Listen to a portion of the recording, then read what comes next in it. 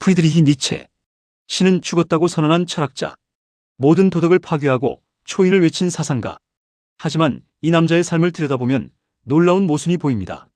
평생 여성의 사랑을 갈구했지만 단 한 번도 사랑받지 못했고 천재로 인정받고 싶었지만 죽기 직전까지 거의 알려지지 않은 무명 작가였습니다. 강한 자의 도덕을 설교했지만 정작 본인은 병약하고 고독한 삶을 살았습니다.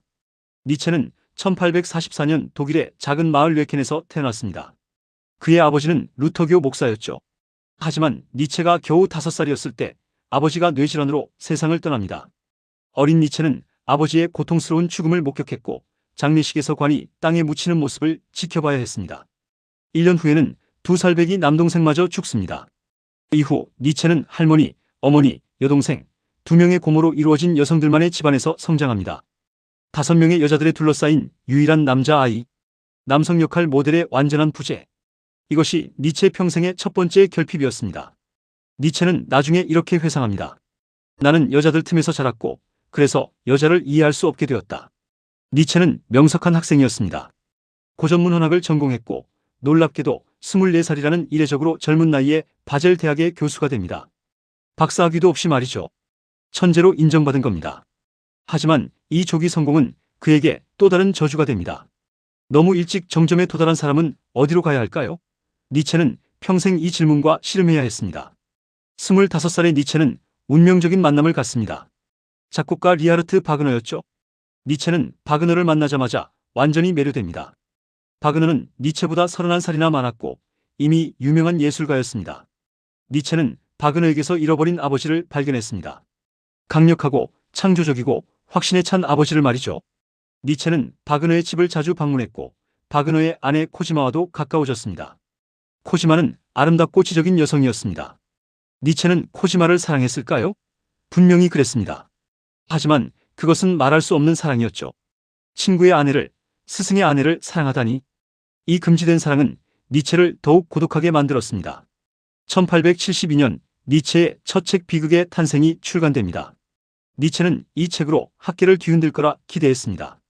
그는 그리스 비극의 본질을 아폴론적인 것과 디오니소스적인 것의 대립으로 설명했습니다. 아폴론은 질서, 이성, 형식을 상징하고 디오니소스는 도취, 본능, 혼돈을 상징한다는 거죠. 진정한 예술은 이 둘의 결합에서 나온다고 주장했습니다. 하지만 결과는 참담했습니다. 고전문헌학계는 이 책을 맹렬히 비판했습니다. 학문적 엄밀성이 부족하고 지나치게 사변적이라는 거였죠. 한 저명한 학자는 니체의 책을 쓰여지지 말았어야 할 책이라고 혹평했습니다. 학생들은 니체의 강의를 듣지 않았습니다. 한 학기에 수강생이 2명밖에 없었던 적도 있었죠. 인정받고 싶은 욕망과 현실의 무시. 이 간극이 니체를 점점 더 고립시켰습니다. 더 안타까운 것은 니체 자신이 자신의 천재성을 확신하고 있었다는 겁니다. 세상이 자신을 알아보지 못하는 것은 세상이 우둔하기 때문이라고 생각했죠. 바그너와의 관계도 금이 가기 시작합니다.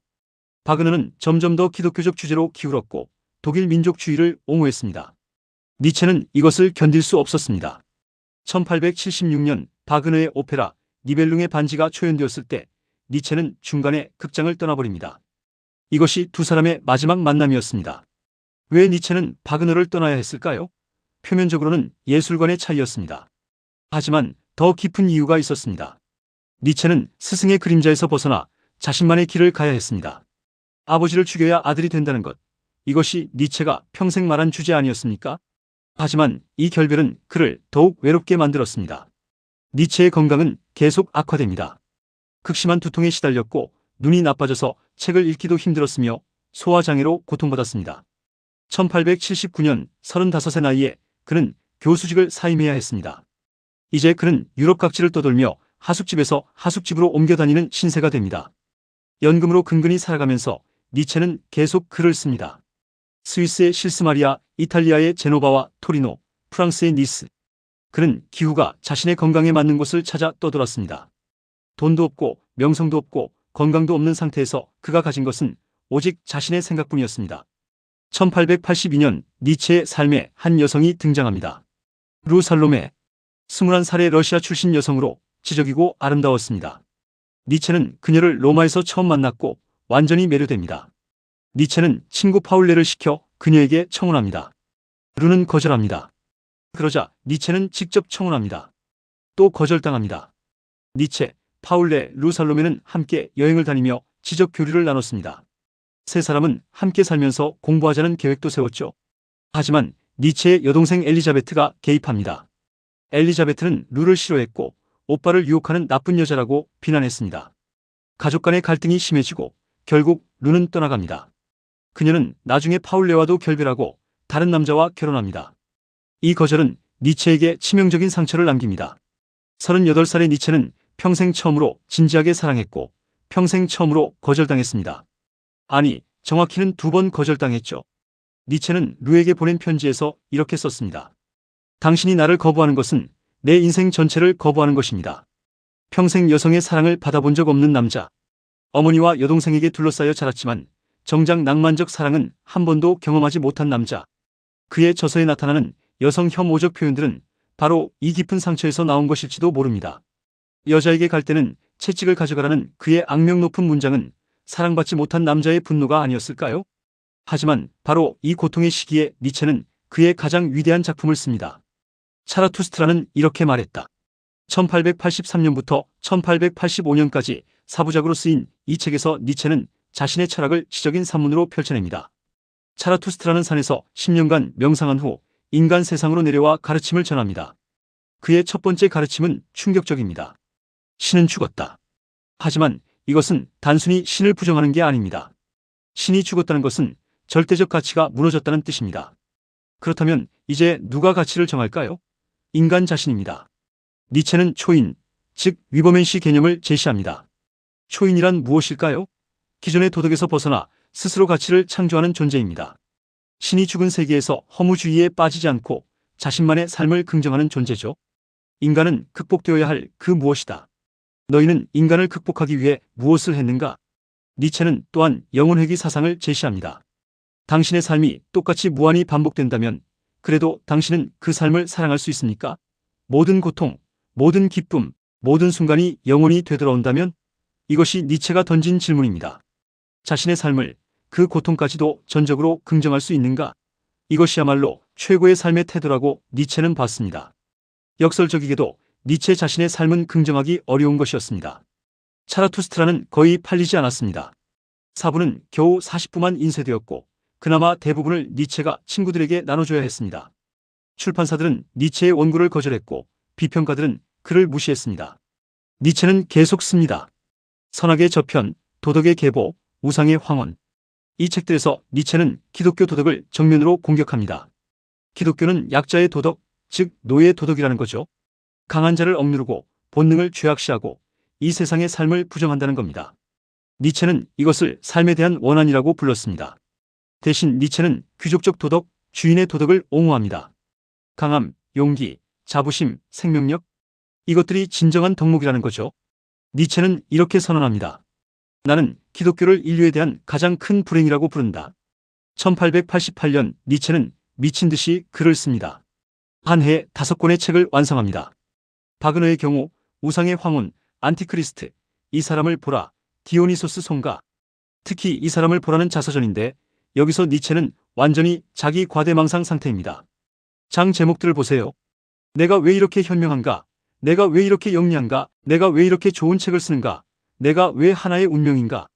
니체는 자신을 인류 역사상 가장 위대한 사상가라고 선언합니다. 나는 다이너마이트다. 나는 역사를 둘로 쪼갤 것이다. 나 이전과 나 이후로. 인정받지 못한 천재의 절규가 느껴지지 않습니까? 세상이 자신을 알아보지 못하니 스스로 자신의 위대함을 선언하는 겁니다. 하지만 이것은 광기의 징조이기도 했습니다. 1889년 1월 3일 이탈리아 토리노의 카를로 알베르토 광장에서 니체는 무너집니다. 마부가 말을 채찍질하는 것을 보고 니체는 말의 목을 끌어안으며 울음을 터뜨립니다. 그리고 의식을 잃습니다. 하숙집 주인이 그를 방으로 데려갔을 때 니체는 피아노를 치며 노래를 부르고 알아들을 수 없는 말을 중얼거렸습니다. 니체는 친구들에게 이상한 편지를 보냅니다. 디오니소스나 십자가에 못 박힌 자라고 서명하면서 말이죠. 나는 모든 반유대주의자들을 총살하라고 명령했다. 나는 독일 황제를 베를린에 오라고 소환했다는 등의 내용이었습니다. 친구들은 니체가 미쳤다는 것을 깨달았습니다. 니체는 바젤의 정신병원에 입원했다가 예나의 정신병원으로 옮겨졌습니다. 어머니가 그를 데려가 나움부르크에서 돌봤고 1897년 어머니가 죽은 후에는 여동생 엘리자베트가 바이마르로 데려가 돌봤습니다. 44살부터 56살까지 니체는 정신병자로 살았습니다. 21년 동안 니체는 거의 말을 하지 않았습니다. 가끔 피아노를 쳤고 산책을 했지만 대부분의 시간을 멍하니 보냈습니다. 자신이 누구인지 무엇을 썼는지 기억하지 못했습니다. 1900년 8월 25일 니체는 폐렴으로 사망합니다. 56살이었습니다. 아이러니하게도 니체가 정신을 잃은 후에야 그의 사상이 유럽 전역에 퍼지기 시작했습니다. 1890년대 니체의 책들이 다시 출판되었고 지식인들 사이에서 회자되기 시작했습니다. 니체가 그토록 원했던 인정을 받기 시작한 거죠. 하지만 정작 니체는 그것을 알지 못했습니다. 더 비극적인 것은 니체의 여동생 엘리자베트가 한 일입니다. 엘리자베트는 오빠의 유고를 관리하면서 니체의 사상을 자기 마음대로 편집하고 왜곡했습니다. 그녀는 독일 민족주의자였고 반유대주의자였는데 니체의 글을 자르고 붙여서 나치의 이데올로기에 맞도록 만들었습니다. 권력의 의지라는 책이 대표적입니다. 이것은 니체가 계획했지만 완성하지 못한 책인데 엘리자베트가 니체의 노트를 마음대로 편집해서 출판했습니다. 초인 사상은 나치의 우생학과 인종주의로 변질되었고 강자의 도덕은 약자를 억압하는 논리로 사용되었습니다. 1930년대 히틀러는 니체 아카이브를 방문했고 무솔리니는 니체의 전집을 선물받았습니다. 니체는 나치의 철학자로 선전되었습니다. 물론 이것은 완전한 왜곡이었습니다. 니체는 반유대주의를 경멸했고 독일 민족주의도 싫어했으며 국가주의를 비판했습니다. 국가는 가장 차가운 괴물이다라고 말하지 않았습니까? 하지만 니체의 급진적인 언어, 약자는 죽어야 한다, 동정은 약자의 도덕이다는 식의 표현들은 얼마나 쉽게 왜곡될 수 있는지를 보여줍니다. 니체가 살아있었다면 이것을 어떻게 생각했을까요? 아마 절망했을 겁니다. 그렇다면 오늘날 우리는 니체에게서 무엇을 배워야 할까요? 니체가 준 가장 큰 선물은 의심하라는 것입니다. 당연하다고 여겨지는 모든 가치를, 도덕을, 진리를 의심하라. 왜 선은 선이고 악은 악인가? 누가 그렇게 정했는가? 권력자가? 종교가? 전통이? 이 질문들은 여전히 유효합니다. 니체는 우리에게 계보학적 사고를 가르쳤습니다. 모든 가치의 기원을 추적하라는 거죠. 선악은 영원 불변한 것이 아니라 특정한 역사적 상황에서 만들어진 것입니다. 도덕도 권력관계의 산물입니다. 이것을 깨닫는 순간 우리는 자유로워질 수 있습니다. 니체는 또한 우리에게 내 삶을 긍정하라고 말합니다. 고통까지도 포함해서 말이죠. 고통을 피하려 하지 말고 그것을 통해 성장하라. 나를 죽이지 못하는 것은 나를 더 강하게 만든다. 이것은 현대의 긍정심리학, 외상후, 성장 이론과도 맥이 닿아 있습니다. 니체의 운명에, 즉 아모르 파티 개념도 중요합니다. 자신의 운명을 사랑하라. 일어난 일을 원망하지 말고 그것이 일어났어야만 했다고 받아들이고 더 나아가 그것을 사랑하라. 이것은 스토아 철학과도 비슷하지만 니체는 한 걸음 더 나아갑니다. 단순히 체념이 아니라 적극적인 긍정을 요구하죠. 하지만 배척해야 할 것도 있습니다. 니체의 여성 혐오적 발언들은 받아들일 수 없습니다. 여자는 남자의 오락이다. 여자의 행복은 그가 원한다는 것이다. 그 같은 표현들은 그의 개인적 상처에서 나온 것이지만 그래도 용납할 수 없습니다. 니체의 엘리트주의, 약자에 대한 냉소도 문제입니다.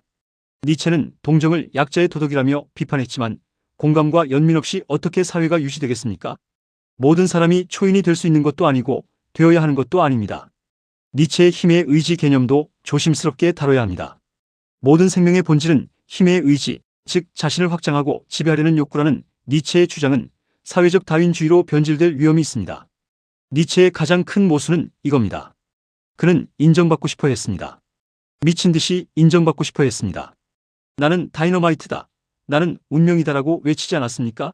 하지만 동시에 대중을 경멸했습니다. 대중은 나에게 무엇인가? 대중은 우회로이며 우상의 팔과 불완전한 귀일 뿐이다. 사랑받고 싶어 했지만 사랑하는 법을 몰랐습니다. 초인을 외쳤지만 자신은 병약하고 고독한 인간이었습니다. 삶을 긍정하라고 설교했지만 자신의 삶은 고통으로 가득했습니다. 이것이 니체의 비극입니다. 니체는 결국 무엇을 원했던 걸까요? 아마도 그가 가장 원했던 것은 단순했을 겁니다. 사랑받는 것, 이해받는 것, 그의 천재성을 인정받는 것. 하지만 그는 살아있는 동안 이 모든 것을 얻지 못했습니다. 그가 그토록 비판했던 기독교의 이미지처럼 니체는 십자가에 못 박힌 채 죽었습니다. 정신적으로 말이죠. 오늘날 니체는 역사상 가장 영향력 있는 철학자 중 한 명으로 꼽힙니다. 실존주의, 포스트모더니즘, 정신분석학, 해체주의 모두 니체의 영향을 받았습니다. 프로이트는 니체를 의도적으로 읽지 않으려 했습니다. 너무 비슷한 생각을 했기 때문이죠. 하이데거는 니체를 서양 형이상학의 완성이자 종말로 봤습니다. 푸코와 들레즈는 니체의 계보학을 발전시켰습니다. 니체의 말들은 오늘날에도 인용됩니다. 신은 죽었다. 나를 죽이지 못하는 것은 나를 더 강하게 만든다. 심연을 오래 들여다보면 심연도 너를 들여다본다. 이 문장들은 대중문화에 깊이 스며들었습니다. 니체가 우리에게 남긴 질문은 이겁니다. 너는 내 삶의 주인인가 아니면 노예인가? 당신은 다른 사람이 정해준 가치관대로 살고 있습니까? 아니면 스스로 의미를 만들어가고 있습니까? 당신은 군중 속에 파묻혀 있습니까? 아니면 자신만의 길을 가고 있습니까? 신은 죽었다고 외친 남자. 하지만 정작 그 자신은 신처럼 사랑받고 싶었던 남자. 초인을 꿈꿨지만 너무나 인간적이었던 남자. 프리드리히 니체. 그는 자신의 삶을 긍정할 수 있었을까요? 우리는 알 수 없습니다. 토리노의 그 광장에서 말을 껴안고 울던 니체는 무엇을 생각했을까요? 평생 강함을 설교했던 그가 마지막 순간에 채찍질당하는 말에게 공감한 것은 무엇을 의미할까요? 어쩌면 그 순간 니체는 자신이 평생 부정했던 것을 깨달았는지도 모릅니다. 우리는 모두 약하고 상처받기 쉬우며 사랑이 필요하다는 것을 말이죠.